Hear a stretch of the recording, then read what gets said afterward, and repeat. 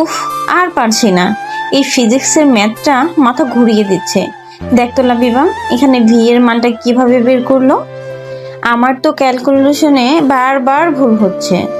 কোনটা দেখি? আরে তুই তো এখানে সূত্রটাই ভুল বসিয়েছিস। এটা তো V equal to U plus at হবে না, এটা হবে V square equal to U square plus 2as। কারণ এখানে তো সময় উল্লেখ করা নেই, দূরত্ব দেওয়া আছে। ও তাই তো, ধ্যাত, সামান্য একটা জিনিস খেয়াল করিনি। আচ্ছা, এই ম্যাথটা শেষ করেই একটা ব্রেক নেব। আর ভালো লাগছে না, চল কফি বানাই। তোর হাতের কফি খেলে তো আমার রাতের ঘুম হারাম হয়ে যাবে। তার চেয়ে বরং তুই বস, আমি বানিয়ে আনছি। তোর রান্নাঘরটা তো আমার মুখস্থ। লাবিবা হাসতে হাসতে রান্নাঘরের দিকে যেতেই রিয়া পেছন থেকে চেঁচিয়ে উঠল। এই দাঁড়া, ভাইয়াকে ডাকবো। ভাইয়ার ম্যাথ অলিম্পিয়াডে গোল্ড মেডেল আছে, জানিস তো। 1 মিনিটে সলভ করে দেবে। আরে না, তোর ভাইকে বিরক্ত করে লাভ নেই। আমরা নিজেরাই চেষ্টা করি।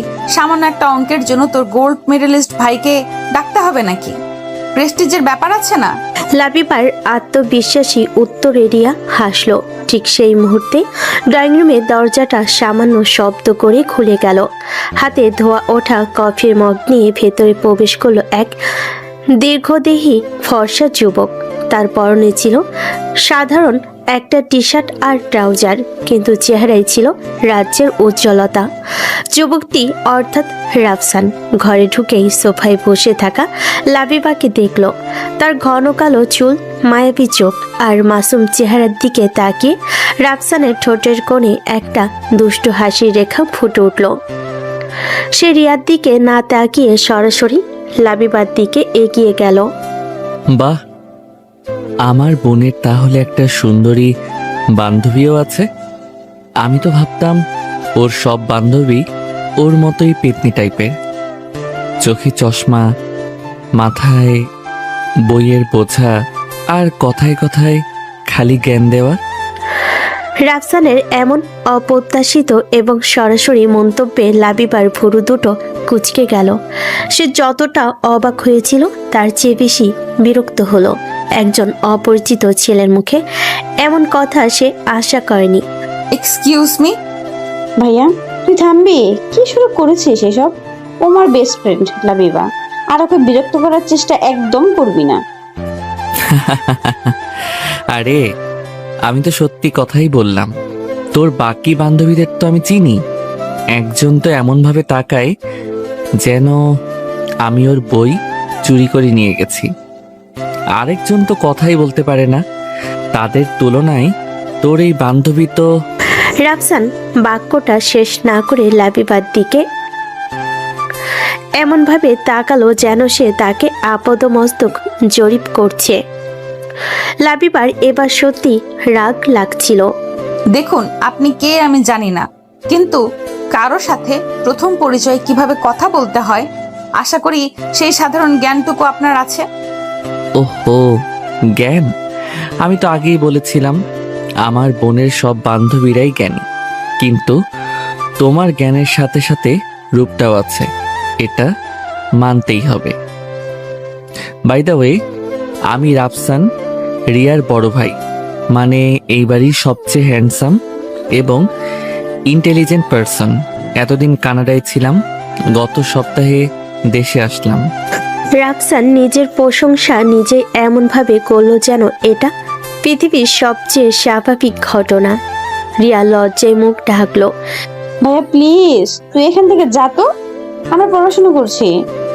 পড়াশোনা? আমি তো দেখলাম একজন বই পড়ছে আর আরেকজন ফিজিক্সের সূত্রের জঙ্গলে হারিয়ে গেছে। কি সমস্যা দেখি? এই বলে রাফসান লাবিবার হাত থেকে খাতাটা প্রায় চমেরে নিয়ে নিল। তার এমন ব্যবহারে লাবিবা এতটাই অবাক হলো যে প্রতিবাদ করার ভাষা হারিয়ে ফেলল। V square equal U square plus 2as। বাহ, সূত্র তো ঠিকই ধরেছিস। তাহলে সমস্যাটা কোথায়? সমস্যাটা ক্যালকুলেশনে। মানগুলো বসানোর পর উত্তর মিলছে না। সমস্যাটা আসলেই জটিল, এটা সলভ করতে হলে আমার ব্রেনকে প্রচুর পরিমাণে ক্যাফিন সরবরাহ করতে হবে, অর্থাৎ আমার 1 মগ কফি লাগে। আর যেহেতু আমি এখানে একজন গেস্টকে সাহায্য করছি, তাই কফিটা তো গেস্টেরই বানানো উচিত, তাই না? রাফসানের কথা শুনে লাবিবা আর রিয়া দুজনেই একে অপরের দিকে তাকালো। ছেলেটা কতটা নির্লজ্জ হতে পারে তা ভেবেই লাবিবার হাসি পাচ্ছে, যদিও সে রাগ দেখানোর চেষ্টা করছিল। আমি আপনার গেস্ট নই, রিয়ার গেস্ট। আর কফি বানানোর কথা আমারই ছিল, কিন্তু আপনার মতো একজন ইন্টেলিজেন্ট মানুষের সাহায্য আমার লাগবে না, আমরা নিজেরাই পারবো। আরে রাগ করছো কেন? আমি তো মজা করছিলাম। আচ্ছা বসো, আমি করে দিচ্ছি। রাফসান খাতাটা টেবিলে রেখে এমনভাবে অঙ্কটা করতে শুরু করলো যেন সে একজন শিক্ষক, কিন্তু 2 মিনিট পরে সে খাতাটা লাবিবার দিকে এগিয়ে দিয়ে বলল, সরি, আমারও মিলছে না। আসলে অনেক দিন তো প্র্যাকটিস নেই, তাই হয়তো ভুলে গেছি। তবে আমার গোল্ড মেডেলটা কিন্তু সত্যি। আমি জানতাম তুই শুধু ভাব মারতে পারিস, কাজের বেলায় কিছুই পারিস না। এখন যা এখান থেকে, আমাদের ডিস্টার্ব করিস না। আচ্ছা যাচ্ছিলাম, কিন্তু যাওয়ার আগে একটা কথা, তোমার নামটা তো জানা হলো না। জ্ঞানী সুন্দরী? ওই প্রথমেই তো নাম বলে পরিচয় করিয়ে দিলাম। এই পেতনি, আমি তোকে জিজ্ঞেস করেছি, আমি ওনার মুখ থেকে শুনতে চাই। আমার নাম লাবিবা, আর নেক্সট টাইম আমাকে কোনো বিশ্লেষণ দিয়ে ডাকার আগে 2 বার ভাববেন। লাবিবা, সুন্দর নাম, তোমার নামের মতোই। আচ্ছা লাবিবা, তুমি কি সব সময় এত সিরিয়াস থাকো, নাকি শুধু আমার সাথেই এমন করছো? আমি অপরিচিতদের সাথে ঠিক যতটা দূরত্ব রাখা দরকার ততটাই রাখি। তাহলে তো আমাদের পরিচিত হতে হবে, কারণ আমি তোমার সাথে দূরত্ব রাখতে চাই না। ভাইয়া, তুই যদি এখন এখান থেকে না যাস, আমি কিন্তু আব্বুকে ডেকে আনবো। আচ্ছা আচ্ছা, যাচ্ছি বাবা। তবে লাবিবা, একটা কথা মনে রেখো, ফিজিক্সের চেয়েও কঠিন হলো মানুষের মন বোঝা, আর আমার মনটা তো আরো জটিল। চেষ্টা করে দেখতে পারো। একটা রহস্যময়ী হাসি দিয়ে রাফসান ঘর থেকে বেরিয়ে গেল। সে চলে যাওয়ার পর ঘরে একটা অদ্ভুত নীরবতা নেমে এলো। রিয়া আর লাবিবা দুজনেই কিছুক্ষণ চুপ করে রইল। সরি রে দোস্ত, আমার ভাইয়া এমনই একটা আস্ত পাগল। পাগল তো বটেই, তবে মজার। কি বললি? মজার? ওর এইসব অসভ্য আচরণ তোর মজা লেগেছে? অসভ্য ঠিক নয়, ও হয়তো একটু বেশি খোলামেলা, কিন্তু ওর কথা বলার ধরনটা অন্যরকম, আত্মবিশ্বাসী। লাবিবা নিজেও অবাক হচ্ছিল যে কেন সে রাফসানের পক্ষে কথা বলছে। ছেলেটার বিরক্তিকর আচরণ সত্ত্বেও তার মধ্যে এমন কিছু একটা ছিল যা লাবিবাকে আকর্ষণ করেছে। রাফসানের ওই দুষ্টু হাসি আর আত্মবিশ্বাসের চাহনিটা সে কিছুতেই মন থেকে সরাতে পারছিল না। আত্মবিশ্বাসী না, বল ওভার কনফিডেন্স। যাই হোক, বাদ দে ওর কথা। চল আমরা ম্যাথটা করি, দেখবি এবার ঠিক মিলে যাবে। তারা আবার পড়াশোনায় মনোযোগ দেওয়ার চেষ্টা করলো, কিন্তু লাবিবার মনের মধ্যে তখন ফিজিক্সের সূত্রের বদলে রাফসানের বলা কথাগুলোই ঘুরপাক খাচ্ছিল। সে বুঝতে পারছিল এই বাড়িতে 2 বান্ধবী মিলে গ্রুপ স্টাডি করতে আসাটা তার এখন থেকে শুধু রিয়ার জন্য হবে না, অন্য কোনো এক অদৃশ্য টানও কাজ করবে। প্রথম দেখাতেই রাফসান নামের এই ঝড় তার শান্ত জীবনে যে একটা বড় পরিবর্তন আনতে চলেছে তা সে হয়তো তখনও পুরোপুরি বুঝতে পারেনি। ছোট্ট করে পরিচয়টা দিয়ে দিই, রাফসান চৌধুরী গল্পের নায়ক, একটি প্রাইভেট ইউনিভার্সিটিতে বিবিএ শেষ বর্ষের ছাত্র। প্রচণ্ড মেধাবী হওয়া সত্ত্বেও পড়াশোনার চেয়ে আড্ডা, ঘোরাঘুরি আর বন্ধুদের সাথে মজা করতে বেশি ভালোবাসে। বাবা শহরে একজন নামকরা ব্যবসায়ী। রাফসান দেখতে সুদর্শন, লম্বা এবং তার সবচেয়ে বড় অস্ত্র হলো তার কথা বলার অসাধারণ ক্ষমতা ও আত্মবিশ্বাস, যা দিয়ে সে সহজেই মানুষের মন জয় করে নিতে পারে। তার স্বভাবটা কিছুটা ফ্ল্যাটিং এবং দুষ্টামিতে ভরা হলো সে মন থেকে একজন ভালো এবং দায়িত্বশীল মানুষ। লাবিবা রহমান গল্পের নায়িকা, ঢাকার একটি স্বনামধন্য সরকারি বিশ্ববিদ্যালয়ে ইংরেজি সাহিত্য নিয়ে পড়ছে। মধ্যবিত্ত পরিবারের বড় মেয়ে, সে বুদ্ধিমতী, শান্ত, লাজুক এবং আত্মসম্মানী। তবে তার কাছের মানুষদের সাথে সে খুবই মিশুক। রিয়ার সাথে তার স্কুল জীবন থেকে বন্ধুত্ব। লাবিবার পৃথিবীটা তার পরিবার আর কয়েকজন কাছের বন্ধুকে নিয়েই ঘিরে। সে বাস্তববাদী এবং নিজের লক্ষ্যের প্রতি খুব স্থির। প্লিজ দোস্ত, কিছু মনে করিস না। ভাইয়াটা আসলে একটা পাগল। মানুষজনকে বিরক্ত করতেও ওটা কি ভালো লাগে আমি বুঝি না। তোর সাথে প্রথম দেখা আর কি সব আজে বাজে কথা বলে গেল। লাবিবা তখনও দরজার দিকে তাকিয়েছিল, যেখান দিয়ে রাফসান বেরিয়ে গেছে। তার ঠোঁটের কোণে একটা আবছা হাসি, যা সে লুকানোর চেষ্টা করছিল। আরে না, ঠিক আছে, আমি কিছু মনে করিনি। তবে তোর ভাই আসলেই অন্যরকম। অন্যরকম মানে? তুই কি ওকে ভালো বলছিস নাকি খারাপ, সেটাই তো বুঝতে পারছি না। আমার তো মাঝে মাঝে ওকে চিড়িয়াখানায় দিয়ে আসতে ইচ্ছে করে। চিড়িয়াখানায় কেন? মানুষকে হাসানোর জন্য ওর মতো লোকের দরকার আছে। দেখলি না কিভাবে নিজের তারিফ নিজেই করছিল? এই বাড়ির সবচেয়ে হ্যান্ডসাম এবং ইন্টেলিজেন্ট পার্সন। সিরিয়াসলি? লাবিবার হাসিতে রিয়াও যোগ দিল। সে বুঝতে পারছিল লাবিবা হয়তো মুখে যাই বলুক, ভেতর ভেতরে সেও ঘটনাটা উপভোগ করেছে। ঠিক তখনই দরজায় আবার টোকা পড়ল। দুজনেই একসাথে দরজার দিকে তাকালো। রাফসান দরজার ফাঁক দিয়ে শুধু মাথাটা ঢুকিয়ে এমন একটা মাসুম চেহারা করে তাকালো, যেন সে কোনো অপরাধ করেনি। আমি কি আবার আসতে পারি?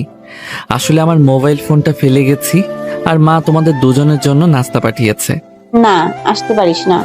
ফোনটা কোথায় রেখেছিস বল, আমি এনে দিচ্ছি। আর নাস্তাটা দরজার বাইরে রেখেই তুই বিদায় হ। আরে, এটা কেমন কথা? গেস্টের সামনে ভাইয়ের সাথে কেউ এভাবে কথা বলে? লাবিবা, তুমি বলো, এটা কি ঠিক? ও, আসতে দে ওকে। রিয়া, বেচারার ফোনটা তো লাগবে, তাই না? রিয়ার চোখ দুটো বড় বড় হয়ে গেল। লাবিবা যে তার ভাইয়ের পক্ষ নেবে এটা সে কখনো কল্পনাও করেনি।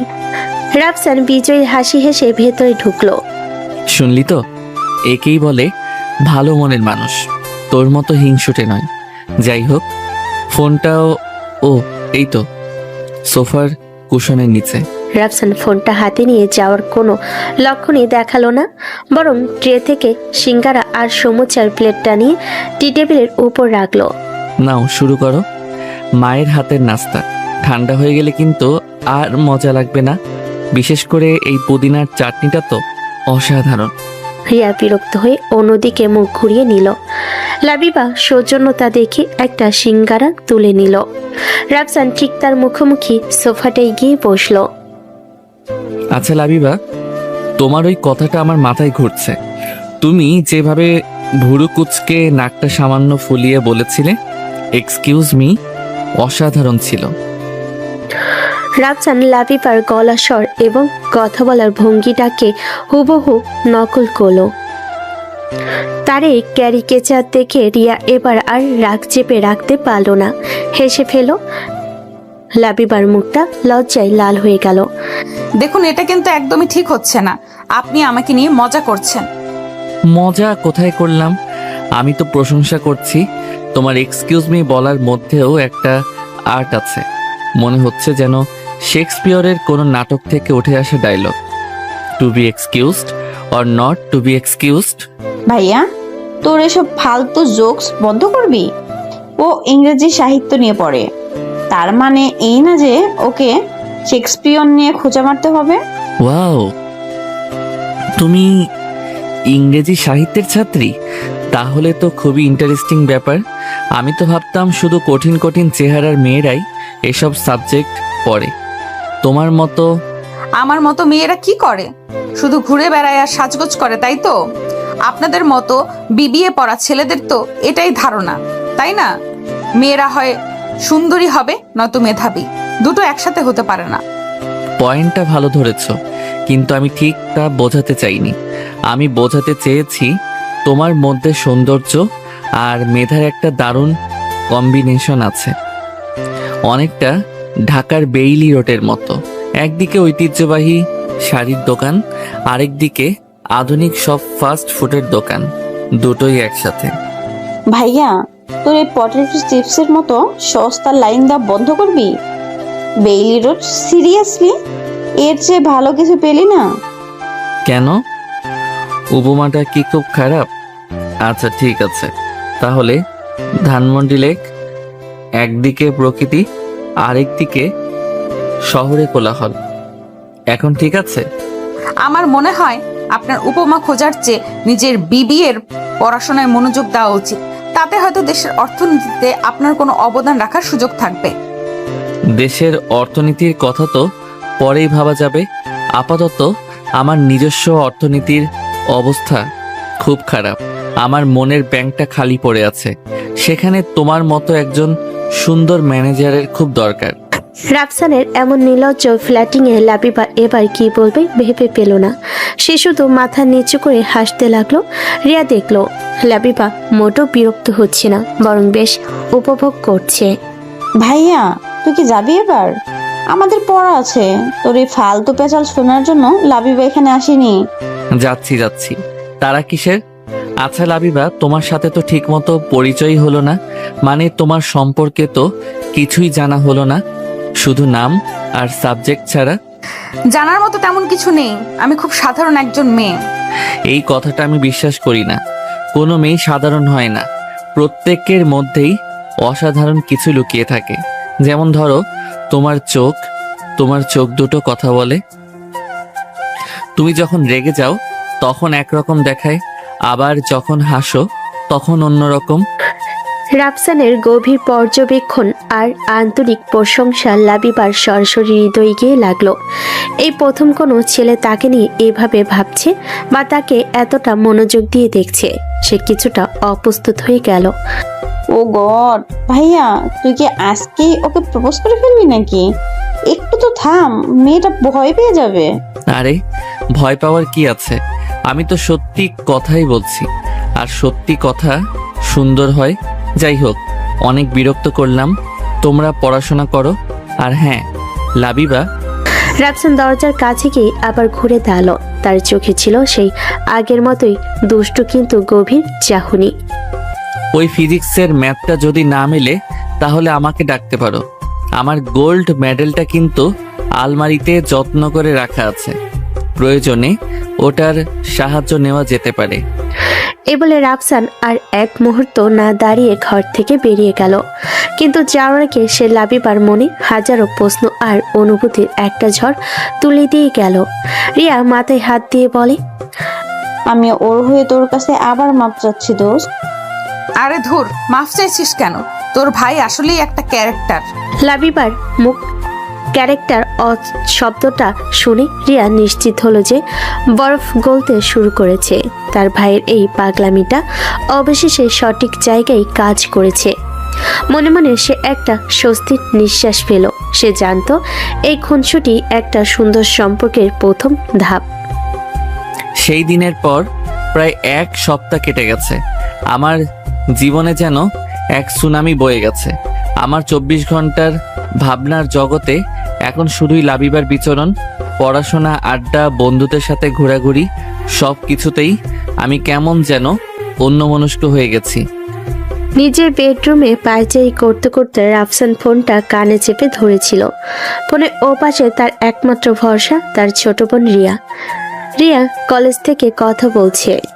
প্লিজ প্লিজ প্লিজ, আমার লক্ষ্মী বোনটা না, শুধু এইটুকু ইনফরমেশন বের করে দে। তোর বান্ধবী কি পছন্দ করে, কি খেতে ভালোবাসে, ওর প্রিয় রং কি, এসব আর কি। ভাইয়া আমি তোর পার্সোনাল ডিটেকটিভ নই, আর লাবিবা আমার বেস্ট ফ্রেন্ড। তোর গবেষণার গিনিপিক না। কেন ওর পিছনে এভাবে লেগে আছিস বলতো? আরে বাবা, পেছনে লাগা বলছিস কেন? আমি তো শুধু একটু জানতে চাইছি, কারো সম্পর্কে জানাটা কি অপরাধ? আমি তো আর ওর ব্যাংক অ্যাকাউন্টের ডিটেলস চাইনি। তোর মতলব আমি খুব ভালোই বুঝি ভাইয়া। তুই এসব জেনে ওকে ইমপ্রেস করার চেষ্টা করবি, তারপর কিছুদিন পর যখন তোর ওই ইন্টারেস্ট শেষ হয়ে যাবে তখন মেয়েটার মন ভাঙবে। আমি আমার বন্ধুর সাথে এটা হতে দিতে পারি না। রিয়া, তুই আমাকে এতটা ফ্ল্যাট ভাবিস? আমি মানছি আমি আড্ডা মারতে, মজা করতে ভালোবাসি, কিন্তু আমি কখনো কারো ফিলিংস নিয়ে খেলি না। আর লাবিবার ব্যাপারটা অন্যরকম। আমি ওকে সত্যি পছন্দ করি। আচ্ছা ঠিক আছে বাবা, এত ইমোশনাল হতে হবে না বলছি, কিন্তু শর্ত আছে। তুই ওকে কোনোভাবেই কষ্ট দিতে পারবি না। যদি শুনি ওর চোখে তোর জন্য এক ফোঁটাও জল এসেছে তাহলে কিন্তু আমি তোকে আস্ত রাখবো না। ডান, তোর সব শর্ত মঞ্জুর। এখন বল। ও খুব সিম্পল জিনিস পছন্দ করে, যেমন বৃষ্টিতে ভিজতে ওর ভীষণ ভালো লাগে। আর ফুলের মধ্যে কদম ফুল ওর সবচেয়ে প্রিয়। কদম ফুল শব্দটা শোনার সাথে সাথেই রাফসানের চোখের সামনে যেন একটা নতুন দুনিয়া খুলে গেল। সে পেয়ে গেছে তার মিশনের প্রথম ক্লু। কদম ফুল আর বৃষ্টি, ওয়াও, এর যে রোমান্টিক কম্বিনেশন তার হতেই পারে না। থ্যাংক ইউ আমার কিউটি পাই বোন। তুই আমার জন্য যা করলি, এর বদলে তোর যা লাগবে শুধু বলবি। আমার আপাতত কিছুই লাগবে না, তুই শুধু নিজের চরিত্রটা ঠিক রাখ। আচ্ছা, আমি এখন রাখি, ক্লাসে যাব। ফোনটা কেটে রাফসান উত্তেজনায় লাফিয়ে উঠল। সে দ্রুত তার সবচেয়ে কাছের বন্ধু সামিরকে মেসেজ দিল। 10 মিনিটের মধ্যে আমাদের চিরচেনা আড্ডা ক্যাফেতে চলে আয়। সামির হলো সেই বন্ধু যে রাফসানের সব ভালো মন্দ কাজের একমাত্র সঙ্গী। কিছুক্ষণ পরেই ক্যাফের এক কোনায় বসে সামির মন দিয়ে কফিতে চুমুক দিচ্ছিল। তার সামনে ঝড়ের বেগে এসে হাজির হলো রাফসান। কিরে, এভাবে দৌড়ে এলি কেন? পেছনে কি পুলিশ লেগেছে নাকি? আরে পুলিশের বাপও আমাকে এখন ধরতে পারবে না দোস্ত। আমার জীবনে একটা মিশন চলে এসেছে, মিশন লাবিবা। ও, ওই মেয়েটা তোর বোনের বান্ধবী, যাকে তুই প্রথম দিনেই বিরক্ত করে এসেছিস। কি হয়েছে? সে কি তোর নামে মামলা করেছে? ধুর, তুই সবসময় নেগেটিভ কথা বলিস কেন? মামলা করবে কেন? সে আমার প্রেমে পড়তে চলেছে, আর সেই প্রেমের গল্পের প্রথম অধ্যায়টা আমি লিখব কদম ফুল দিয়ে। কদম ফুল মানে ওই যে বর্ষাকালে হয়, গোল গোল হলদে সাটা, ওইটা? এক্স্যাক্টলি। এখন তোর কাজ হলো আমার সাথে যাবি আর আমার পুরো ঢাকা শহর চষে ফেলে কদম ফুল খুঁজে বের করব। ভাই, তোর কি মাথা খারাপ হয়ে গেছে? এখন কি আষাঢ় মাস নাকি? এই অসময়ে তুই কদম ফুল পাবি কোথায়? গাছে কি তোর তুলা হয়ে বসে আছে যে বললেই পেরে দেবে? আরে চেষ্টা করতে দোষ কি? কোথাও না কোথাও তো একটা দুটো ফুল পাওয়া যাবেই। ভালোবাসা থাকলে মরুভূমিতেও ফুল ফোটানো যায়, আর এ তো ঢাকা শহর। এসব ফিল্মি ডায়লগ বন্ধ কর। ভালোবাসা দিয়ে ফুল ফোটে না, বীজ লাগাতে হয়। আর এখন কদমের সিজন না। চল, তোকে বরং একটা ভালো ফুলের দোকান থেকে একগুচ্ছ গোলাপ কিনে দিই, পারফেক্ট হবে। না, গোলাপ সবাই দেয়, আমি স্পেশাল কিছু করতে চাই। লাবিবাকে এমন কিছু দিতে চাই যা ওর হৃদয় ছুঁয়ে যাবে, আর সেটা কদম ফুলই হতে হবে। তুই যাবি কিনা সেটা বল। বন্ধুর চোখের দিকে তাকিয়ে সামির বুঝতে পারল রাফসানকে আটকানো যাবে না। সে একটা দীর্ঘশ্বাস ফেলে কফির কাপটা টেবিলে রাখলো। আচ্ছা চল, তোর এই পাগলামি শেষ কোথায় সেটাই দেখার বাকি। কিন্তু আমার গাড়িতে তেল ভরার টাকাটা কিন্তু তোকে দিতে হবে।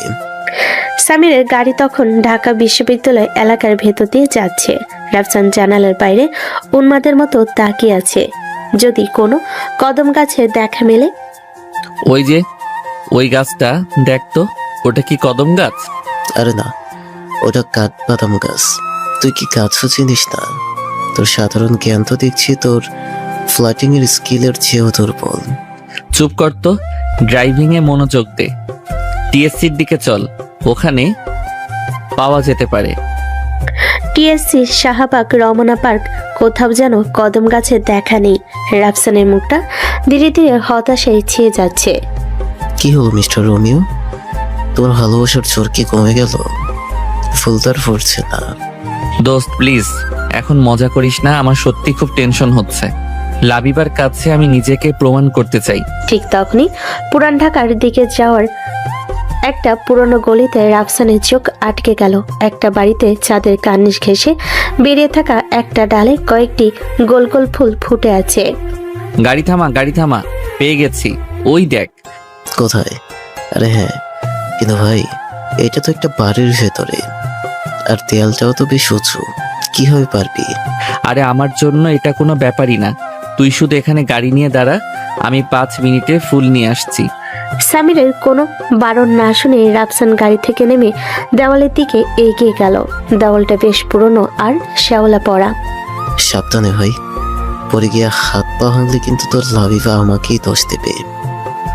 রাফসান কোনো মতে দেওয়ালের উপর উঠল, কিন্তু উপরে উঠে তার আক্কেল গুরুম। এগুলো কদম ফুল নয়, ছাদে লাগালো ছাদে লাগানো গাঁদা ফুল। ধ্যাত, এগুলো তো গাঁদা ফুল, দূর থেকে কদমের মতোই লাগছিল। ঠিক তখনই বাড়ির ভেতর থেকে একজন বয়স্ক মহিলা গলা চড়িয়ে বলে উঠলেন, ওই কে রে? আমার ছাদের উপর কি করিস? চোর চোর! চোর শব্দটি শোনার সাথে সাথে রাফসান আর এক মুহূর্ত দেরি করলো না। ডাউল থেকে লাফ দিয়ে নামতে গিয়ে সে সরাসরি পাশের ড্রেনের কাঁধে গিয়ে বলল, কি অবস্থা তোর, চোর? রাফসান কাদামাখা শরীর নিয়ে গাড়িতে উঠতে উঠতে বলল, হাসবি না, একদম হাসবি না। তুই আমাকে বললি না কেন ওগুলো গাঁদা ফুল? আমি কিভাবে বলবো? আমি কি অ্যাস্ট্রোট্রোট নাকি যে দূর থেকে গ্রহ নক্ষত্র চিনে ফেলবো? এখন চল, আগে তোকে পরিষ্কার করতে হবে। তোর গা থেকে যা গন্ধ বেরোচ্ছে, লাবিবা তো তোকে দেখলেই অজ্ঞান হয়ে যাবে। সারা শরীর কাদা আর মন ভর্তি হতাশা নিয়ে আভি গাড়িতে বসেছিলাম, কিন্তু আমি হাল ছাড়ার পাত্র নই। আজ আমি কদম ফুল জোগাড় করেই ছাড়বো। ড্রেনের কাদা মেখে ভূত হওয়ার পর রাফসান প্রায় হাল ছেড়ে দিয়েছিল। সামির তাকে সোজা বাসে নামিয়ে দিয়ে গেছে, সে একরাশ উপদেশের ঝুলি ধরিয়ে দিয়ে। ভাই, আমার কথাটা শোন। প্রেম ভালোবাসা ভালো জিনিস, কিন্তু এর জন্য নিজেকে এভাবে কাদায় ডুবানোর কোনো মানে হয় না। মেয়েটাকে সরাসরি বল, দেখবি সে তোর সততাকে বেশি দাম দেবে। তুই বুঝবি না দোস্ত, সবাই যা করে আমি তা করতে চাই না। আমি ওর জন্য এমন কিছু করতে চাই যা ও কখনো ভুলতে পারবে না। বাসে ফিরে কোনো মতে গোসল সেরে রাফসান বেলকনিতে এসে দাঁড়ালো। আকাশে তখন ঘন কালো মেঘের আনাগোনা। বিকেল হতে না হতেই যেন সন্ধ্যা নেমে এসেছে। তার মনটাও আকাশের মতোই ভারাক্লান্ত। ঠিক তখনই তার ফোনে রিয়ার মেসেজ এলো, লাবিবার আজ ইউনিভার্সিটিতে এক্সট্রা ক্লাস আছে, ফিরতে প্রায় সন্ধ্যা হবে। মেসেজটা দেখে রাফসানের মনে নতুন করে আশার সঞ্চয় হলো। সন্ধ্যা? তার মানে এখন আমার হাতে সময় আছে, আমাকে পারতেই হবে। আজ আমি খালি হাতে ফিরবো না। রাফসান আবার তৈরি হয়ে গাড়ি নিয়ে বেরিয়ে পড়লো। এবার তার গন্তব্য ঢাকার বোটানিক্যাল গার্ডেনে। তার মনে হলো এত বড় একটা জায়গায় নিশ্চয়ই একটা কদম গাছ পাওয়া যাবে। গার্ডেনে ঢুকে রাফসান পাগলের মতো এদিক ওদিক তাকাচ্ছিল। মালিকদের জিজ্ঞেস করেছে, পথচারীদের জিজ্ঞেস করেছে। অবশেষে অনেক খোঁজাখুঁজির পর লেকের ধারে একটা বিশাল কদম গাছের দেখা পেল সে। কিন্তু সমস্যা, ফুলগুলো অনেক উঁচুতে। হায় আল্লাহ, এত উঁচুতে! এখন আমি কি করব? আশেপাশে কোনো মই বা কিছু একটা খুঁজছিল সে। হঠাৎ তার চোখে পড়ল কিছু টোকাই ছেলে গাছের নিচে খেলা করছে। রাফসানের মাথায় একটা বুদ্ধি খেলে গেল। ছেলেদের কাছে গিয়ে বলল, এই ছেলেরা শোনো, তোমাদের মধ্যে যে সবচেয়ে ভালো গাছে চড়তে পারো, সে যদি আমাকে ওই ডাল থেকে একটা মাত্র কদম ফুল পেড়ে দিতে পারো, আমি তাকে 500 টাকা দেব। 500 টাকার কথা শুনে ছেলেদের চোখ লোভে চকচক করে উঠল। তাদের মধ্যে সবচেয়ে স্বাস্থ্যবান আর লম্বা ছেলেটা এক মুহূর্ত দেরি না করে হনহন করে গাছে চড়তে শুরু করলো। ছেলেটা এতটাই দক্ষ ছিল যে কয়েক মিনিটের মধ্যে সে সবচেয়ে সুন্দর দেখে একটা কদম ফুল পেরে রাফসানের হাতে দিল। Thank you so much. এই নাও তোমাদের টাকা। ছেলেটার হাতে 500 টাকার নোটটা গুজে দিয়ে ফুলটার দিকে তাকালাম। একটা সাধারণ ফুল, কিন্তু এই মুহূর্তে এটা আমার কাছে পৃথিবীর সবচেয়ে দামি সম্পদের চেয়েও বেশি কিছু। আমি পরম যত্নে ফুলটা হাতে নিয়ে গাড়িতে এসে বসলাম। রাফসান তখন লাবিবার ইউনিভার্সিটির সামনে পৌঁছালো। তখন আকাশ ভেঙে বৃষ্টি নেমেছে। ঢাকার রাস্তা মুহূর্তে জলে থই থই। গাড়ির ভেতর বসে রাফসান অধীর আগ্রহে অপেক্ষা করছিল। তার হার্টবিট বৃষ্টির শব্দের সাথে পাল্লা দিয়ে বাড়ছিল। গাড়িতে বসে থাকলে চলবে না, লাবিবাকে সারপ্রাইজটা দিতে হবে একদম ফিল্মি স্টাইলে। ফুলটা হাতে নিয়ে গাড়ি থেকে নেমে গেটের পাশে থাকা একটা ছাউনির নিচে দাঁড়ালাম। কিন্তু বৃষ্টির ঝাপটা এতটাই বেশি ছিল যে আমি মুহূর্তেই কাক ভেজা হয়ে গেলাম। প্রায় 15 মিনিট পর লাবিবাকে বান্ধবীদের সাথে ছাতা মাথায় দিয়ে গেট থেকে বের হতে দেখা গেল। বান্ধবীরা সবাই যার যার মতো চলে গেল। লাবিবা একাই রিক্সার জন্য অপেক্ষা করছিল। রাফসান গভীর একটা শ্বাস নিল। এটাই সুযোগ। সে বৃষ্টির মধ্যে ছাউনি থেকে বেরিয়ে লাবিবার দিকে এগিয়ে গেল। বৃষ্টিতে ভেজা একটা সুদর্শন ছেলেকে হাতে কদম ফুল নিয়ে এগিয়ে আসতে দেখে লাবিবা প্রথমে চিনতে পায়নি, কিন্তু ছেলেটা যখন তার সামনে এসে দাঁড়ালো তখন রাফসানকে দেখে তার চোখ দুটো বিস্ময়ে বড় হয়ে গেল। আপনি আপনি এখানে আর এভাবে ভিজছেন কেন? রাফসান কোনো উত্তর দিল না। তার ভেজা চুল বেয়ে জল গড়িয়ে পড়ছিল। তার চোখে ছিল এক অদ্ভুত মায়া যা লাবিবাকে স্তব্ধ করে দিয়েছিল। সে এক হাঁটু গিরে লাবিবার সামনে বসে পড়ল। রাস্তায় জমে থাকা জল তার প্যান্ট ভিজিয়ে দিয়েছিল, কিন্তু সেদিকে তার কোনো ভ্রুক্ষেপ নেই। ফুলটা লাবিবার দিকে বাড়িয়ে ধরে ভেজা কাপা কিন্তু গম্ভীর কণ্ঠে বলল, শুনেছিলাম বৃষ্টির খুব একজন প্রিয় বন্ধু আছে যার নাম কদম। তাই বৃষ্টির দিনে বৃষ্টিকে তার প্রিয় ফুল উপহার দিতে এলাম। চারপাশে গাড়ির হর্ন, মানুষের কোলাহল, বৃষ্টির ঝমঝম শব্দ, সবকিছু যেন এক মুহূর্তে থেমে গেল লাবিবার জন্য। সে বাকরুদ্ধ হয়ে তাকিয়ে রইল রাফসানের দিকে। একটা ছেলে শুধু তার পছন্দের কথা শুনে এই অসময়ে একটা কদম ফুল নিয়ে বৃষ্টিতে ভিজে তার জন্য অপেক্ষা করছে, এটা তার কল্পনারও বাইরে ছিল। আপনি আপনি পাগল হয়ে গেছেন? উঠুন প্লিজ, সবাই আমাদের দিকে তাকিয়ে আছে। যতক্ষণ না তুমি এই ফুলটা নিচ্ছ আমি উঠব না। পৃথিবীর সবাই দেখুক, তাতে আমার কিছু যায় আসে না। আমার পৃথিবী তো এখন আমার সামনে দাঁড়িয়ে আছে। রাফসানের এমন আবেগ ঘন কথাই লাবিবার ভেতরটা তুলে উঠল। তার সব দ্বিধা, সব সংকোচ যেন বৃষ্টির জলে ধুয়ে গেল। সে কাঁপা কাঁপা হাতে ফুলটা নিল। ফুলটা হাতে নেওয়ার সাথে সাথে রাফসান উঠে দাঁড়ালো। তার মুখে ছিল বিজয়ীর হাসি। কিন্তু আপনি এই অসময়ে কদম ফুল পেলেন কোথায়? আর কেনই বা এত কষ্ট করলেন? যেখানে ইচ্ছা থাকে সেখানে উপায় হয়। আর তোমার মুখের এই হাসিটা দেখার জন্য আমি এর চেয়েও 1000 গুণ বেশি কষ্ট করতে পারি। তোমার এই অবাক হওয়াটা, তোমার এই খুশিটা, এটাই আমার পুরস্কার। আমি কোনো উত্তর দিতে পারলাম না। আমি শুধু ভেজা কদম ফুলটার দিকে আর রাফসানের ভেজা মুখের দিকে তাকিয়ে আছি। এই প্রথম আমার মনে হলো এই আপাত দৃষ্টিতে পাগল চঞ্চল ছেলেটার ভেতরে একটা গভীর রোমান্টিক মন লুকিয়ে আছে। তার দুষ্টুমির আড়ালে লুকিয়ে থাকা এই যত্নশীল রূপটা আমার হৃদয়কে খুব খারাপভাবে স্পর্শ করলো।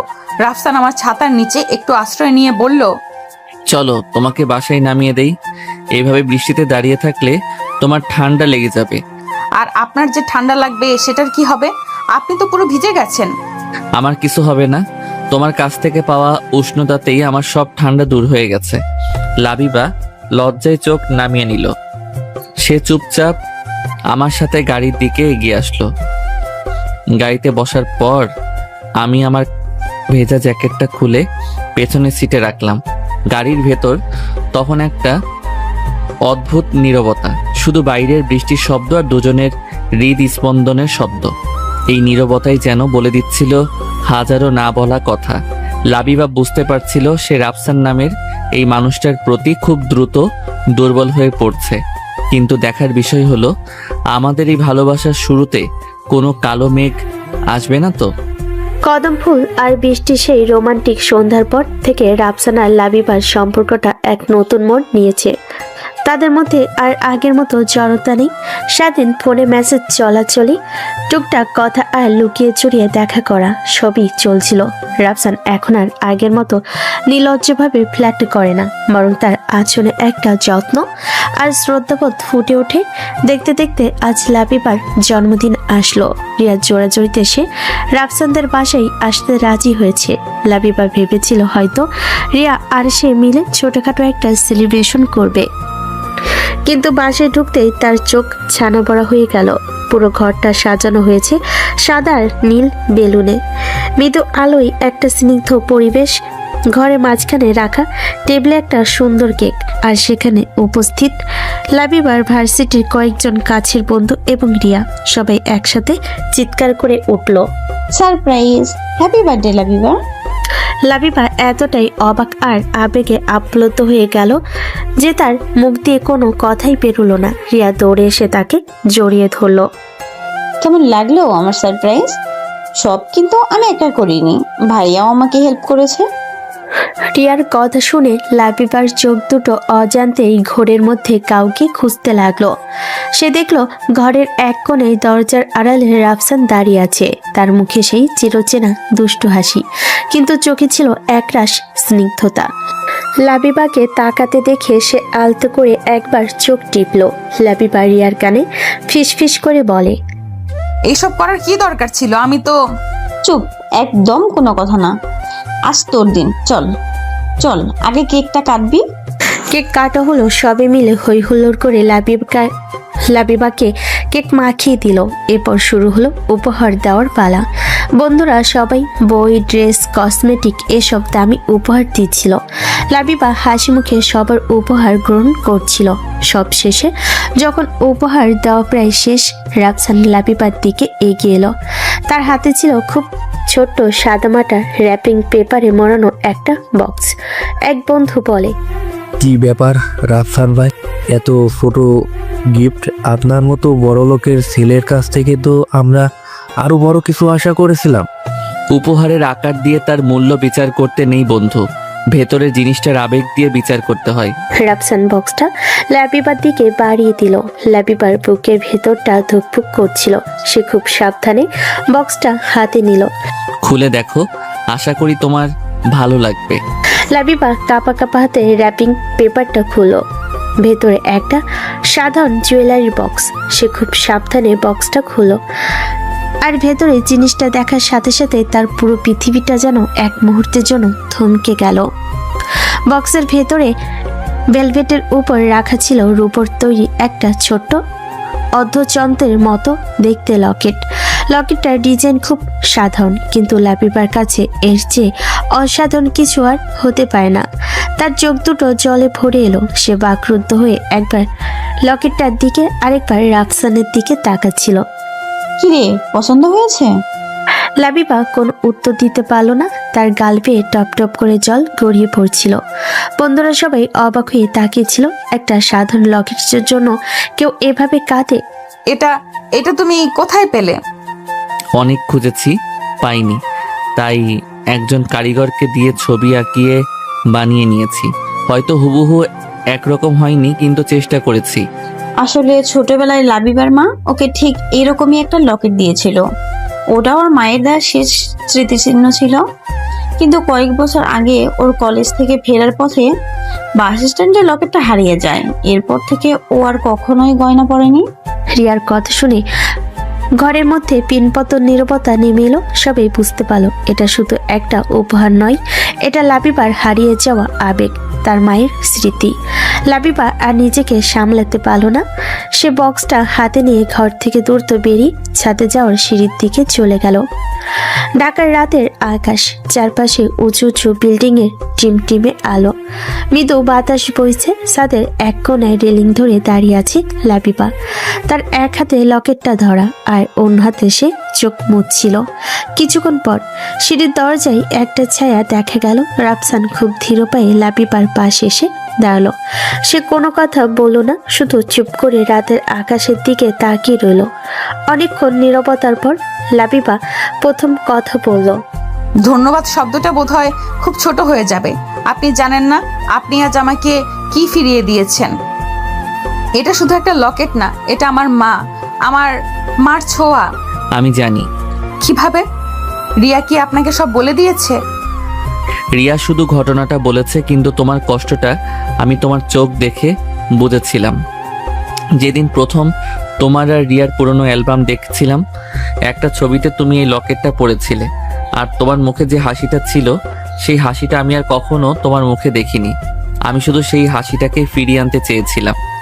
রাফসানের গভীর পর্যবেক্ষণ আর আন্তরিক কথাগুলো লাবিবার হৃদয়ে সবচেয়ে নরম জায়গায় গিয়ে আঘাত করলো। সে আর চোখের জল ধরে রাখতে পারল না, ফুপিয়ে কেঁদে উঠল।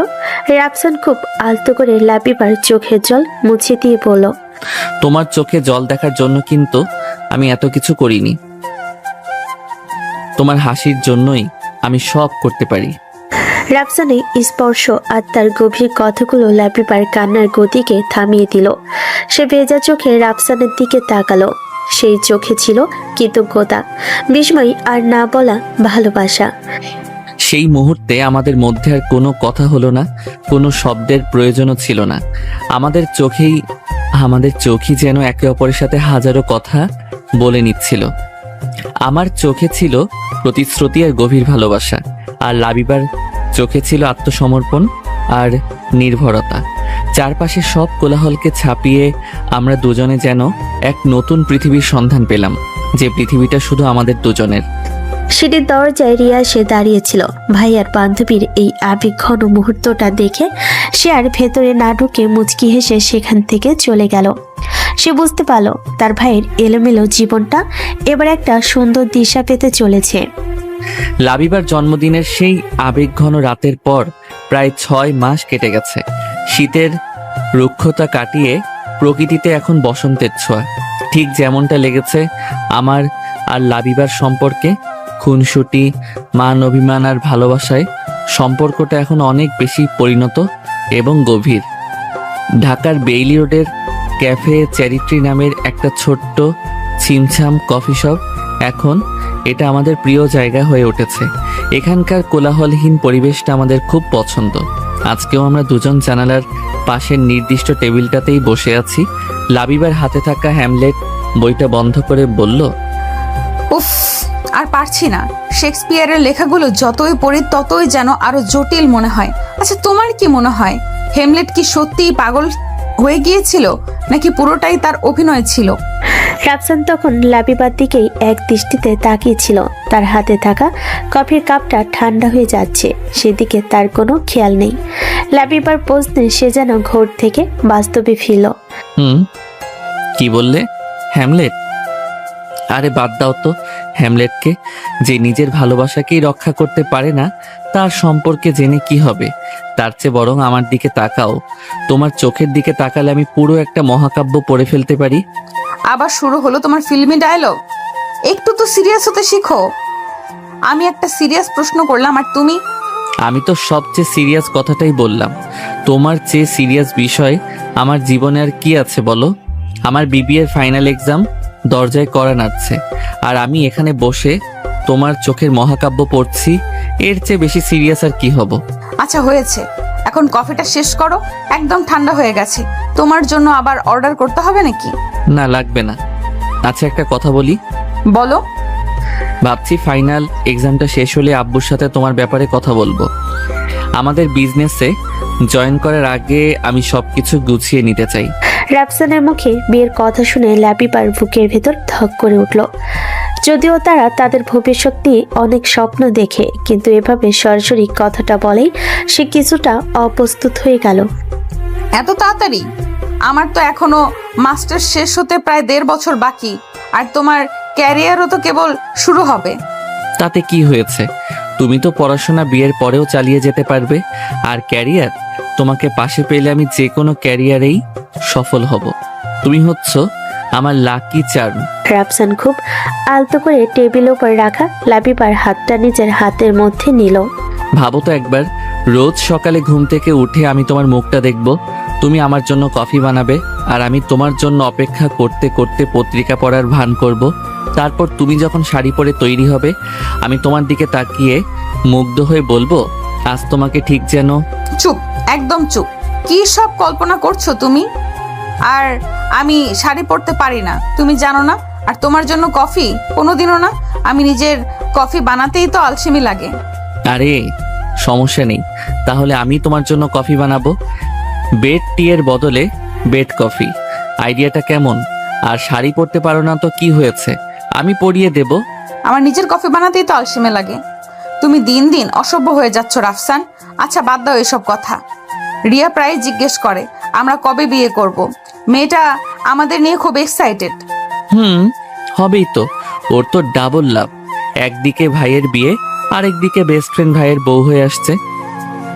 ভাবছি বিয়ের পর রিয়াকে তোমার পার্সোনাল অ্যাসিস্ট্যান্ট বানিয়ে দেব।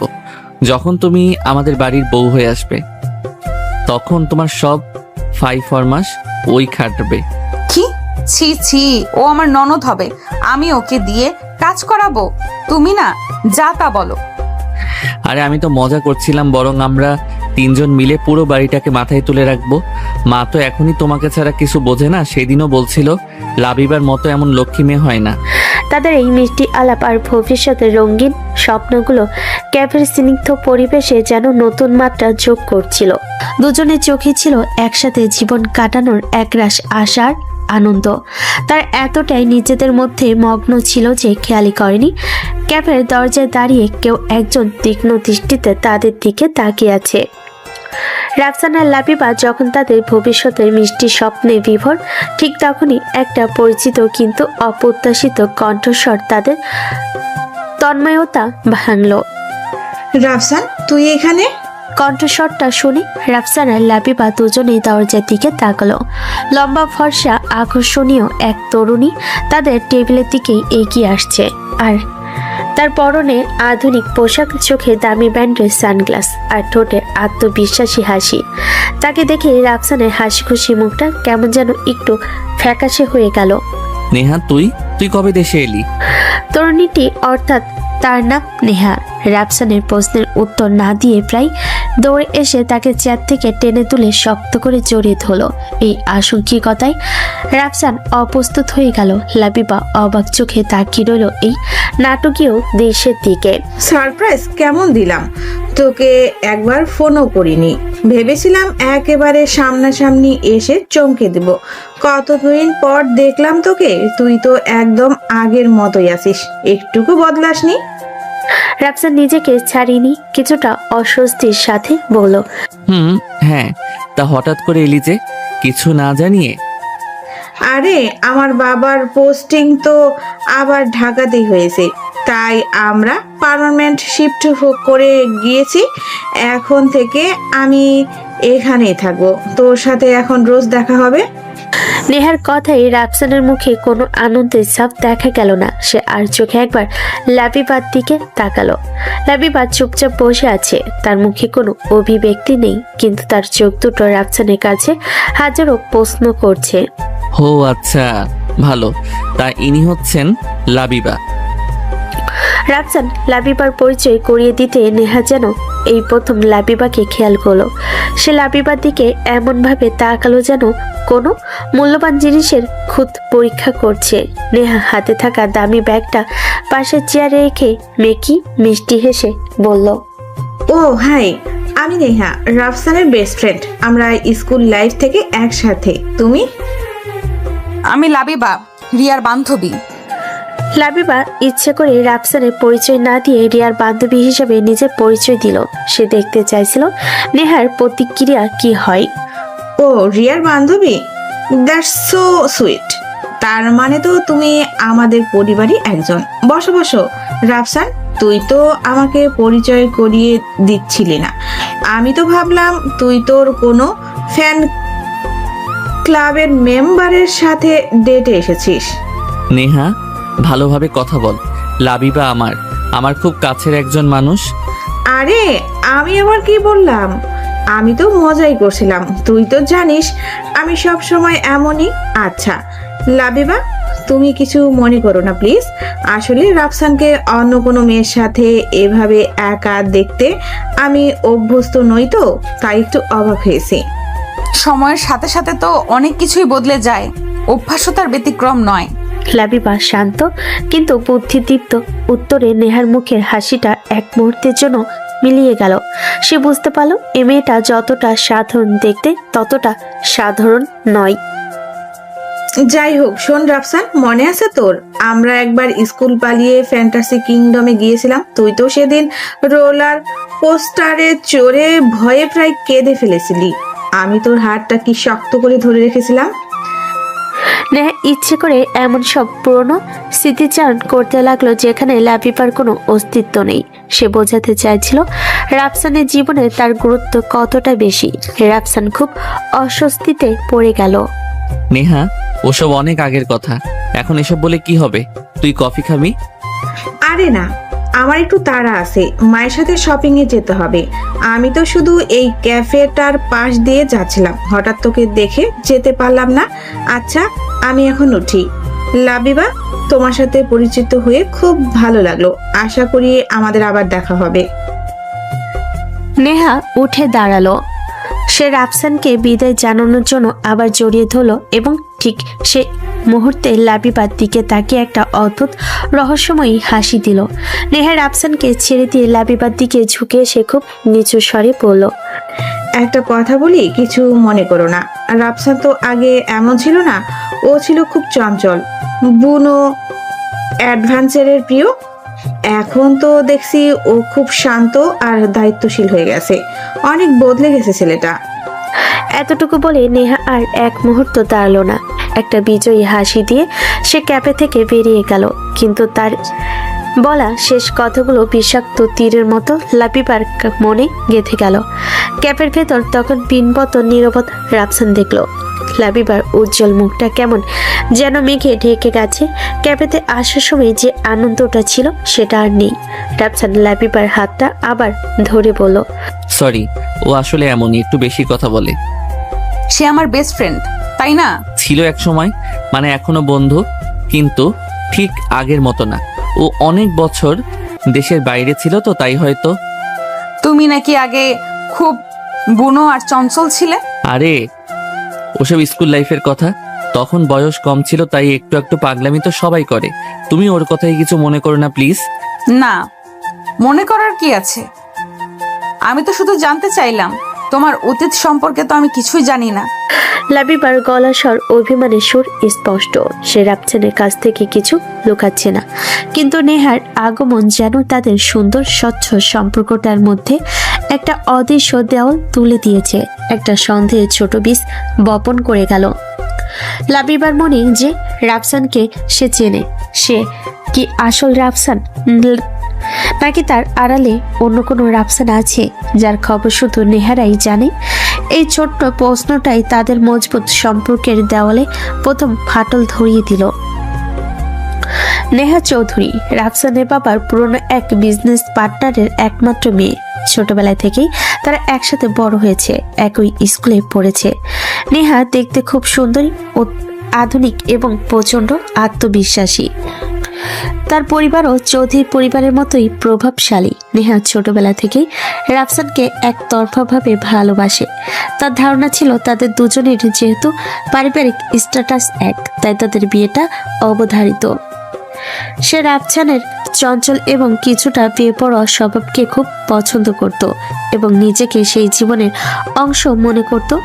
রাফসান তাকে সবসময় ভালো বন্ধু হিসাবে দেখেছে, কিন্তু নেহার অতিরিক্ত অধিকার দেখানো এবং পজিটিভ স্বভাবের কারণে একটা সময় রাফসান তার থেকে দূরত্ব তৈরি শুরু করে। কয়েক বছর আগে নেহার বাবা ব্যবসার কাজে লন্ডনে বদলি হয়ে গেল, সে পরিবারের সাথে চলে যায়। কিন্তু রাফসানের প্রতি তার দুর্বলতা অনেক বেশি। এখন দেশে ফিরে এসে যখন দেখে রাফসানের জীবনে লাবিবার মতো একজন সাধারণ মেয়ের আগমন ঘটেছে, তখন তার অহংবোধে আঘাত লাগে। তার হিংসা আর জেদ তাকে গ্রাস করে। সে কোনোভাবেই মেনে নিতে পারে না যে রাফসান তার নাগালের বাইরে চলে যাবে। তার একমাত্র উদ্দেশ্য হলো যে কোনো মূল্যে রাফসান এবং লাবিবার মধ্যে ভুল বোঝাবুঝি তৈরি করে তাদের সম্পর্ক ভেঙে দেওয়া এবং রাফসানকে নিজের জীবনে ফিরিয়ে আনা। সে বিশ্বাস করে রাফসান শুধু তারই। ক্যাফে সেই ঘটনার পর কয়েকটা দিন কেটে গেছে। আমি শত চেষ্টা করেও লাবিবার মন থেকে সন্দেহের মেঘটা পুরোপুরি সরাতে পারিনি। আমাদের মধ্যে কথা হয়, দেখাও হয়, কিন্তু আগের সেই স্বচ্ছতাটা যেন কোথাও হারিয়ে গেছে। রাত প্রায় 10টা। আমি আমার স্টাডি টেবিলে বসে ফাইনাল পরীক্ষার প্রস্তুতি নিচ্ছিলাম, কিন্তু আমার মন বইয়ের পাতায় ছিল না। বারবার ফোনটা হাতে নিচ্ছিলাম, লাবিবাকে একটা মেসেজ লিখছিলাম, আবার কেটে দিচ্ছিল। ঠিক তখনই আমার ফোনে একটা আননোন নম্বর থেকে কল এলো। রিসিভ করে বললাম, হ্যালো, কে বলছেন? রাফসান, আমি নেহা, প্লিজ আমাকে একটু হেল্প কর, আমি খুব বড় বিপদে পড়েছি। নেহা, তুই? কি হয়েছে? আর তোর গলা এমন শোনাচ্ছে কেন? তুই কাঁদছিস কেন? আমি আমি আমি তোকে সব খুলে বলতে পারছি না।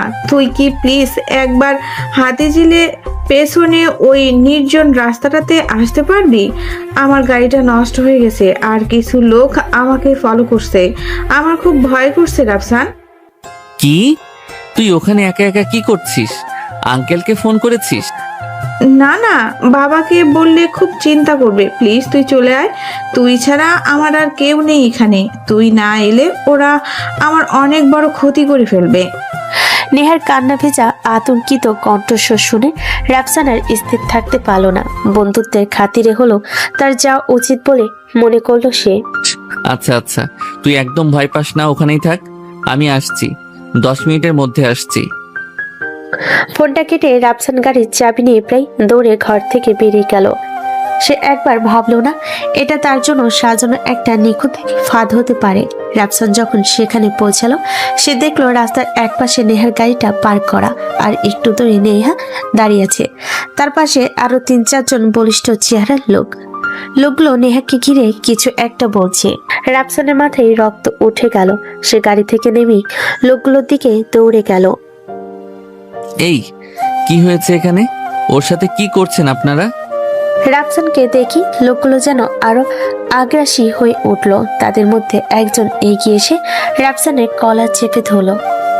রাফসান, আমি ইচ্ছে করে করিনি। ওরা আমার কাছ থেকে 50,000 টাকা চাইছে। আমার কাছে এত টাকা নেই এখন। হাত ছাড়ুন। কি হয়েছে না হয়েছে সেটা থানায় গিয়ে কথা হবে। আপনাদের সাহস হয় কি করে একটা মেয়ের গায়ে হাত তোলার? এই বলে লোকগুলো রাফসানের উপর ঝাঁপিয়ে পড়ার ভান করলো। শুরু হলো এক সাজানো মারামারি নাটক। রাফসান আত্মরক্ষার চেষ্টা করছিল, কিন্তু 4 জনের সাথে একা পেরে উঠছিল না। নেহা তখন চিৎকার করে কান্নাকাটি করছিল। রাফসানকে ছেড়ে দাও প্লিজ। ঠিক সেই মুহূর্তে একটু দূরে একটা ঝোপের আড়াল থেকে কেউ একজন পুরো ঘটনার ভিডিও করছিল। ভিডিওটা এমনভাবে করা হচ্ছিল যেন মনে হচ্ছে রাফসানি কোনো ঝামেলায় জড়িত আর লোকগুলো তার পাওনাদার। কিছুক্ষণ ধস্তাধস্তির পর নেহার ইশারে লোকগুলো রাফসানকে একটা ধাক্কা মেরে ফেলে দিয়ে পালিয়ে গেল। নেহা দৌড়ে এসে মাটিতে পড়ে থাকা রাফসানের উপর কান্নাই ভেঙে পড়ল। রাফসান ওঠ, তোর কিছু হয়নি তো? দেখ আমার জন্য তোর কি অবস্থা হলো। আমি কি করব এখন? আমি ঠিক আছি, তুই চিন্তা করিস না, চল তোকে বাসায় পৌঁছে দেই। রাফসানের শরীরে সামান্য আঘাত লাগলো, তার চেয়ে বেশি সে নেহার জন্য চিন্তা করছিল। সে বুঝতে পারলো না যে নেহার নাটকে নিখুঁত শিকার হয়ে গেছে। আর আড়ালে থাকা লোকটা ততক্ষণে এডিট করা ভিডিওটা নেহার কথা মতো একটা নির্দিষ্ট নম্বরে পাঠিয়ে দিয়েছে। এদিকে লাবিবা বিছানায় শুয়ে একটা বই পড়ছিল, কিন্তু তার মন পড়েছিল রাফসানের ফোনের অপেক্ষায়। রাফসান আজ একবারও তাকে ফোন করেনি। অভিমানী মনটা নিয়ে সে যখন ফোনটা হাতে নিল, ঠিক তখনই একটা আননোন নাম্বার থেকে একটা ভিডিও ক্লিপ এলো। কৌতূহল বশত আমি ভিডিওটা প্লে করলাম, আর ভিডিওটা দেখার সাথে সাথেই আমার পৃথিবীটা যেন দুলে উঠলো। ভিডিওটা খুব চালাকির সাথে এডিট করা। তাতে দেখা যাচ্ছে কিছু লোক রাফসানকে ডাকার জন্য চাপ দিচ্ছে। রাফসান তাদের সাথে ধস্তাধস্তি করছে, আর নেহা রাফসানকে বাঁচানোর জন্য কান্নাকাটি করছে আর লোকগুলোকে আটকানোর চেষ্টা করছে। দেখে মনে হচ্ছে রাফসান কোনো বেআইনি লেনদেনে ফেসে গেছে, আর নেহা তাকে সেই বিপদ থেকে উদ্ধার করার চেষ্টা করছে। আমার হাত পা ঠান্ডা হয়ে গেল, নিঃশ্বাস ভারী হয়ে এলো। নেহার বলা কথাগুলো আমার কানে বাজতে লাগলো। রাফসান তো আগে এমন ছিল না, অনেক বদলে গেছে। তার মানে কি এটাই রাফসানের আসল রূপ, যা সে এতদিন লুকিয়ে রেখেছিল? সে কাঁপা কাঁপা হাতে রাফসানকে ফোন দিল। কয়েকবার রিং হওয়ার পর রাফসান ফোনটা ধরল। হ্যালো, কোথায় তুমি? লাবিবা, আমি একটু বাইরে, একটা সমস্যায় পড়েছিলাম। আমি তোমাকে পরে ফোন করছি। কি সমস্যা? আর তোমার সাথে কি নেহা আছে? নেহার নামটা শুনে রাফসান চমকে গেল। সে ভাবলো লাবিবাকে এখন সব বলে সে অযথাই চিন্তা করবে। না তো, নেহা কেন থাকবে? আচ্ছা, আমি সত্যি এখন কথা বলতে পারছি না, বাসায় গিয়ে ফোন দিচ্ছি, প্লিজ চিন্তা করো না। এই বলে রাফসান ফোনটা কেটে দিল। সে ভাবলো সে লাবিবাকে দুশ্চিন্তা থেকে বাঁচালো, কিন্তু তার এই এড়িয়ে যাওয়ার আর মিথ্যে বলাটা লাবিবার সন্দেহের আগুনে ঘি ঢেলে দিল। ফোনটা কেটে যাওয়ার পর লাবিবার কান্নার বাঁধ ভেঙে গেল। তার মানে রাফসান আমাকে ঠকাচ্ছে, যে একটা বড় বিপদে পড়েছে, যা সে আয়ার কাছ থেকে লুকাচ্ছে। আর সেই বিপদের সাথে নেহা সরাসরি জড়িত। না হলে রাফসান কেন মিথ্যা বলল? তার মানে ভিডিওতে যা দেখা যাচ্ছে সেটাই সত্যি। রাফসানের জীবনে এমন কোনো গোপন অধ্যায় আছে যেখানে আমার কোনো প্রবেশাধিকার নেই, আছে শুধু নেহার। এই কষ্ট আর অবিশ্বাসটা তার হৃদয়কে ভেঙে চুরমার করে দিচ্ছিল। পরের দিন বিকেল, আকাশটা ঘন মেঘে ঢাকা, যেন প্রকৃতিও আসন্ন ঝড়ের পূর্বাভাস দিচ্ছে। রাফসানদের বাড়ির সামনে পার্কটা প্রায় জনশূন্য। সেখানে একটা বেঞ্চে পাথরের মতো মুখ করে বসেছিল লাবিবা। তার নির্দেশে রাফসান সেখানে এসেছে। রাফসানের মুখে একরাশ প্রশ্ন আর উদ্বেগ। লাবিবার পাশে বসতে বসতে বলে, রাবিবা কি হয়েছে? কাল রাত থেকে তোমার ফোন বন্ধ, মেসেজের কোনো রিপ্লাই দাওনি। আমি প্রায় পাগল হয়ে গেছি চিন্তা করতে করতে। সব ঠিক আছে তো? লাবিবা রাফসানের দিকে না তাকিয়ে শূন্য দৃষ্টিতে সামনে তাকিয়ে বলে, কিছুই ঠিক নেই রাফসান, হয়তো কোনোদিনই কিছু ঠিক ছিল না। আমি শুধু অন্ধকারে ছিলাম। অন্ধকারে ছিলে মানে? কি বলছো সব? প্লিজ আমার দিকে তাকাও, খুলে বলো কি হয়েছে। লাবিবা তার ফোনটা বের করে সেই এডিট করা ভিডিওটা প্লে করে রাফসানের চোখের সামনে ধরলো। এটা কি? এখানে কি হচ্ছে? এই লোকগুলো কারা? আর নেহা এখানে কি করছে? ভিডিওটা দেখে রাফসানের পায়ের তলার মাটি সরে গেল। সে হতবাক হয়ে একবার ভিডিওটার দিকে আরেকবার লাবিবার ফ্যাকাশে মুখের দিকে তাকাচ্ছিল। সেই মুহূর্তে বুঝে গেল এটা নেহার সাজানো একটা নিখুঁত ফাঁদ। লাবিবা, তুমি যা দেখছো তা সত্যি না। এটা একটা ষড়যন্ত্র। আমি তোমাকে সব খুলে বলছি, শোনো। কি শুনবো আমি? আর কি বলার বাকি আছে? আমি নিজের চোখে সব দেখেছি। তুমি বিপদে পড়েছিলে আর তোমার পাশে আমি ছিলাম না, ছিল নেহা। কেন? কারণ তোমার সেই জগতে আমার কোনো জায়গা নেই, তাই না? আছে শুধু নেহার। জায়গা নেই বলছো? আরে আমি তোমাকে চিন্তা থেকে বাঁচানোর জন্য সত্যিটা বলিনি। আমি ভেবেছিলাম সব মিটিয়ে তারপর তোমাকে জানাবো। নেহা আমাকে ফোন করে হেল্প চেয়েছিল, ও বিপদে পড়েছে শুনে আমি।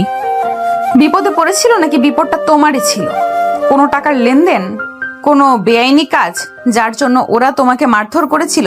তোমার সেই বুনো আর অ্যাডভেঞ্চার প্রিয় অতীতটা কি এখনো শেষ হয়নি রাফসান? বিশ্বাস করো লাবিবা, তুমি আমাকে বিশ্বাস করো, আমি এমন কিছুই করিনি। নেহা আমাকে ইচ্ছে করে ফাঁসিয়েছে। তুমি কি আমাকে এতটুকু বিশ্বাস করতে পারো না? আমাদের ভালোবাসা কি এতটাই ঠুনকো যে একটা এডিট করা ভিডিও সেটাকে ভেঙে দিবে? ভালোবাসা বিশ্বাসের উপর গড়ে ওঠে রাফসান, আর তুমি সেই বিশ্বাসটা ভেঙেছ। তুমি আমাকে মিথ্যা বলেছ, তুমি আমার কাছ থেকে লুকিয়েছ। যদি তুমি নির্দোষী হতে তাহলে ফোন করার সাথে সাথে কেন আমাকে সবটা খুলে বললে না? কেন নেহার নামটা গোপন করলে? লাবিবার এই যুক্তির সামনে রাফসান নিরুত্তর হয়ে গেল। সে বুঝতে পারল আবেগের বশে সে কত বড় ভুল করে ফেলেছে। তার কাছে নিজের নির্দোষিতার কোনো প্রমাণ ছিল না। আমি ভুল করেছি লাবিবা, আমি মানছি আমার তোমাকে সত্যিটা বলা উচিত ছিল, কিন্তু তার মানে এই না যে আমি তোমাকে ঠকিয়েছি। প্লিজ আমাকে একটা সুযোগ দাও, আমি সব ঠিক করে দেব। আমি প্রমাণ করে দেখাবো যে আমি নির্দোষ। আর কিছু ঠিক হওয়ার নেই রাফসান। যে আয়নায় একবার ফাটল ধরে তাতে আর আগের মতো প্রতিবিম্ব দেখা যায় না। আমাদের সম্পর্কের আয়নাটাও ভেঙে গেছে। না, তুমি এভাবে চলে যেতে পারো না। আমরা একসাথে কত স্বপ্ন দেখেছি, আমাদের ভবিষ্যৎ, সব কি তুমি এক মুহূর্তে শেষ করে দেবে? যে সম্পর্কের ভিত্তিটাই রহস্য আর মিথ্যের উপর, তার কোনো ভবিষ্যৎ থাকতে পারে না। আমি এমন কাউকে বিশ্বাস করে সারাটা জীবন কাটাতে পারবো না যার জীবনে এত অন্ধকার দিক আছে যা সে আমার কাছ থেকে লুকিয়ে রাখে। এই বলে লাবিবা রাফসানের দিকে শেষবারের মতো তাকালো। তার চোখে ছিল একরাশ কষ্ট, অবিশ্বাস আর ভালোবাসা হারানোর যন্ত্রণা। ভালো থেকো রাফসান, আসি। সে ঘুরে হনহন করে পার্ক থেকে বেরিয়ে যেতে লাগলো। রাফসান পেছন থেকে তার নাম ধরে চিৎকার করে ডাকছিল, কিন্তু লাবিবা একবারের জন্য ফিরে তাকালো না। লাবিবা প্লিজ দাঁড়াও, আমার কথাটা শোনো। লাবিবা। রাফসান তার পেছনে দৌড়াতে গিয়ে পারল না। তার পা দুটো যেন মাটিতে গেঁথে গেছে। সে হতাশ হয়ে পরাজিত সৈনিকের মতো সেখানেই হাঁটু গেড়ে বসে পড়ল। ঠিক তখনই ঝমঝম করে বৃষ্টি নামলো। আকাশটাও যেন রাফসানের কষ্ট দেখে তার সাথে কাঁদছিল। অন্যদিকে বেলকনিতে দাঁড়িয়ে রিয়া দেখছিল তার ভাই পার্কের মধ্যে বৃষ্টিতে একা ভিজছে আর কাঁদছে। একটু আগে লাবিবা কাঁদতে কাঁদতে তাদের বাড়ি থেকে নিজের ব্যাগ নিয়ে চলে গেছে। রিয়া অনেকবার জিজ্ঞেস করেও জানতে পায়নি হঠাৎ করে কি হয়ে গেল। রিয়া তার ভাইয়ের এমন বিধ্বস্ত অবস্থা আগে কখনো দেখেনি। সে বুঝতে পারছিল তাদের সাজানো সুখের সংসারে এক ভয়ানক ঝড় আঘাত হেনেছে, কিন্তু ঝড়ের কারণটা তার অজানা। বিচ্ছেদের পর কেটে গেছে প্রায় 6 মাস। অনেক ঝড়, অবিশ্বাস আর কষ্টের পর আজ সেই বিশেষ রাত, যেদিন দুটি হৃদয় আবার এক হয়েছে, আবার চিরদিনের জন্য। তাদের মানে তাদের বিয়ে হয়ে গেছে, এখন তারা বাসর ঘরে। ঘরটা জুড়ে রজনীগন্ধা আর লাল গোলাপের মিষ্টি গন্ধ ম করছে। নরম হলুদ আলোয় চারপাশটা স্বপ্নীল লাগছে। ফুলে ফুলে সাজানো বিশাল খাটটার ঠিক মাঝখানে বেনারসি শাড়ি আর সোনার গয়নায় সেজে বসে আছে লাবিবা। তার মুখে লজ্জা সংকোচ, কিন্তু তার চেয়েও বেশি ফুটে উঠেছে একরাশ স্বস্তি আর প্রাপ্তির আনন্দ। ভেতরে প্রবেশ করলো রাফসান। তার পরনে আইভরি রঙের শেরওয়ানি। দরজায় দাঁড়িয়ে সে এক মুহূর্তের জন্য থেমে গেল। নিজের ভালোবাসা নিজের স্ত্রীকে আজ বউরূপে দেখে তার চোখ দুটো যেন স্থির হয়ে গেল। রাফসান ধীর পায়ে এগিয়ে এসে লাবিবার পাশে বসলো। ঘরে তখন পিনপতন নীরবতা, শুধু দুজনের হৃদস্পন্দনের শব্দ যেন সেই নীরবতাকে ভেঙে দিচ্ছিল। আমার এখনো বিশ্বাস হচ্ছে না তুমি সত্যি সত্যি এখানে আমার পাশে আমারই বিছানায় বসে আছো, মিসেস লাবিবা রাফসান চৌধুরী। নিজের নামের শেষে চৌধুরী পদবিটা শুনে লাবিবার মুখটা লজ্জায় আরো লাল হয়ে গেল। সে শাড়ির আঁচলটা আঙ্গুলে প্যাঁচাতে প্যাঁচাতে মৃদু হাসলো। আমারও তো বিশ্বাস হচ্ছে না। মনে হচ্ছে একটা খুব সুন্দর স্বপ্ন দেখছি, যে স্বপ্নটা দেখার সাহসও আমি প্রায় হারিয়ে ফেলেছিলাম। যদি এটা স্বপ্ন হয়, আমি কথা দিচ্ছি এই স্বপ্ন আমি আর কোনো দিন ভাঙতে দেব না। কিন্তু সবকিছুর জন্য ধন্যবাদটা আসলে রিয়ার প্রাপ্য, তাই না? রিয়ার নামটা শুনে লাবিবার মুখে একটা উজ্জ্বল হাসি ফুটে উঠল। সে মাথা তুলে রাফসানের চোখের দিকে তাকালো। ও শুধু তোমার বোন নয় রাফসান, ও আমার আত্মার একটা অংশ। ও যদি সেদিন আমার কান্নার পেছনের কারণটা খুঁজে বের করার জন্য জেদ না ধরতো, তাহলে হয়তো আজকের এই রাতটা আমার জীবনে আসতোই না। আমি তো অবাক হয়ে গেছি। আমার ওই পাগলি বোনটার মাথায় যে এত বুদ্ধি আমি জানতামই না। যেভাবে ও নেহার সব প্ল্যান খুঁজে বের করলো, অবিশ্বাস্য। ও প্রথম থেকেই নেহাকে বিশ্বাস করেনি। তোমার আর আমার বিচ্ছেদের পর ও যখন তোমার বিধ্বস্ত অবস্থা দেখলো, তখনই ওর সন্দেহ হয়। ও লুকিয়ে নেহার উপর নজর রাখতে শুরু করে। একদিন নেহাকে তার এক বন্ধুর সাথে কথা বলতে শোনে, যেখানে সে হাসতে হাসতে বলছিল কিভাবে সে ওই লোকগুলোকে তাড়া করেছিল। আর তারপর ও তো সেই লোকগুলোর একজনের ঠিকানা পর্যন্ত বের করে ফেলেছিল। হ্যাঁ, তোমার দেওয়া পকেট মানি জমিয়ে সে সেই লোকটাকে টাকা দিয়ে সব সত্যি কথা রেকর্ড করে নেয়। সেই রেকর্ডিং আর নেহার ফোনের কিছু মেসেজের স্ক্রিনশট নিয়ে সে সোজা নেহার বাবার কাছে গিয়েছিল। আঙ্কেল তো সব শুনে পাথর হয়ে গিয়েছিলেন। আব্বু বলছিল নেহার বাবা নাকি সেদিন ওকে সবার সামনে চর মেরেছিলেন। নিজের মেয়ের এমন জঘন্য কাজের জন্য তিনি আমাদের সবার কাছে হাত জোর করে মাফ চেয়েছেন। নেহার জন্য আমার এখন মায়া হয়। ভালোবাসা মানুষকে কতটা অন্ধ করে দিতে পারে। ওর শাস্তি হচ্ছে, এটাই বড় কথা। হ্যাঁ, ওর বাবা ওকে দেশের বাইরে একটা মানসিক নিরাময় কেন্দ্রে পাঠিয়ে দিয়েছেন। তিনি চান নেহা সুস্থ হয়ে ভালো মানুষ হয়ে ফিরুক। যাই হোক, আর ওর কথা না, আজ শুধু আমাদের রাত। রাফসান খুব আলতো করে লাবিবার চিবুক ধরে তার মুখটা নিজের দিকে ফেরালো। 6 মাস ধরে জমানো কষ্ট, যন্ত্রণা আর অপেক্ষায় দুজনের চোখের জল হয়ে চিকচিক করছিল।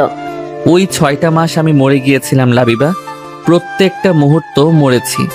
তোমার মুখের ওই অবিশ্বাসটা আমি ভুলতে পারছিলাম না। আমার নিজের ভুলের জন্য তোমাকে হারানোর ভয়টা আমাকে শেষ করে দিচ্ছিল। আমারও একই অবস্থা ছিল। একদিকে তোমার প্রতি তীব্র অভিমান, আরেকদিকে তোমাকে ছাড়া এক মুহূর্তও ভালো না লাগা। এই দুয়ের মাঝে আমি ছিন্ন ভিন্ন হয়ে যাচ্ছিলাম। আরে না, আর না, কোনো অভিমান না, কোনো কষ্ট না। আমি কথা দিচ্ছি, আমার জীবনের কোনো অধ্যায়ে আর কোনো রহস্য থাকবে না। আমার সবটা জুড়ে শুধু তুমি থাকবে। আমার অতীত, বর্তমান, ভবিষ্যৎ সব কিছুর একমাত্র অধিকারিণী হবে তুমি। এই বলে রাফসান খুব আলতো করে লাবিবার ঘোমটাটা সরিয়ে দিল। লাবিবার লজ্জায় তার চোখ দুটো বন্ধ করে ফেল। রাফসান তার কপালে গভীর একটা চুমু খেলো। সেই চুমুতে ছিল তার সমস্ত ভালোবাসা, বিশ্বাস আর প্রতিশ্রুতি। সে খুব সাবধানে লাবিবার চুল থেকে কাঁটাগুলো একটা একটা করে খুলতে লাগলো। খোপাটা খুলে যেতেই লাবিবার লম্বা রেশমি চুলগুলো তার ফিটের উপর ছড়িয়ে পড়লো। রাফসান তার ঘাড়ে থাকা মায়ের দেওয়া সেই অদ্ভুত যন্ত্রের লকেটটা আলতো করে স্পর্শ করলো। এই লকেটটা যেমন তোমার মায়ের স্মৃতি, তুমিও তেমন আমার জীবনের স্মৃতি, আমার বেঁচে থাকার কারণ। লাবিবার নিজেকে ধরে রাখতে পারলো না। সে রাফসানের বুকে মাথা রাখলো। রাফসান তাকে দু হাতে শক্ত করে জড়িয়ে ধরলো, যেন নিজের শরীরের সাথে মিশিয়ে ফেলবে। কোনো কথা ছাড়াই তারা একে অপরের হৃদস্পন্দন শুনছিল। ধীরে ধীরে রাফসান লাবিবার মুখটা নিজের দিকে তুলে নিল। তার ভেজা চোখের দিকে তাকিয়ে সে নিজের ঠোঁট দুটো লাবিবার ঠোঁটের উপর রাখলো। এটা শুধু একটা চুমু ছিল না, এটা ছিল দীর্ঘ বিরহের পর দুটি আত্মার মিলন। সব ভুল বোঝাবুঝি, সব যন্ত্রণা যেন এই একটা চুমুতেই বিলীন হয়ে যাচ্ছিল। বাইরের পৃথিবী সব কোলাহল থেকে দূরে এই সাজানো ঘরটাই শুধু ভালোবাসাই ছিল, ছিল একে অপরের প্রতি গভীর আত্মসমর্পণ। এটা শুধু দুটো শরীরের মিলন ছিল না, এটা ছিল দুটো ভাঙ্গা হৃদয়ের জোড়া লাগার শব্দ। এটা ছিল সব বাধা পেরিয়ে ভালোবাসার চূড়ান্ত জয়ের উৎসব। সেই রাতে রজনীগন্ধার সুবাস আর দুটি হৃদয় এক হয়ে যাওয়া আত্মার সাক্ষী হয়ে তাদের অসমাপ্ত ভালোবাসার গল্প এক সুন্দর এবং পরিপূর্ণ সমাপ্তি পেল।